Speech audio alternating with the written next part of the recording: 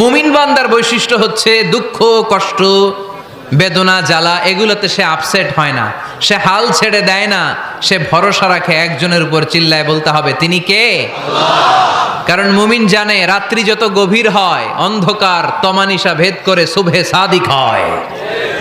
মুমিন জানে গর্ভবতী নারীর পেটের ব্যথা যেই দিন বাড়তে থাকে ওই দিনই নতুন মেহমান আগমনের সময় ঘনাতে থাকে। মুমিন জানে তার জীবনে দুঃখ কষ্ট বিপদ যত বাড়তে থাকে সুখের দিন কাছে আসতে থাকে। এজন্য মুমিনের হারাবার কিছু নেই। ফা ইন্নামা আল উসরি ইউসরা, ইন্নামা আল উসরি ইউসরা। নবী হে, কষ্টের পরেই আছে আনন্দ, দুঃখের পরেই আছে সুখ। আপনি সমস্যায় পড়েছেন, ওই সমস্যার সমাধানও আছে না নাই? এই পৃথিবীতে এমন কোন সমস্যা আছে যেটা সমাধান নাই?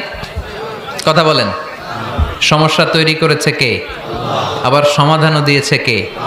আল্লাহ doesn't create a lock without its key. আল্লাহ কখনো চাবি না বানাইয়া ওইটার তালা বানায় নাই। কথা কন। তালাও যেহেতু আছে ওই তালার চাবিও বানিয়েছে কে? মা আনজালাল্লাহু দাআন ইল্লা আনজালাল্লাহু লাহু শিফা।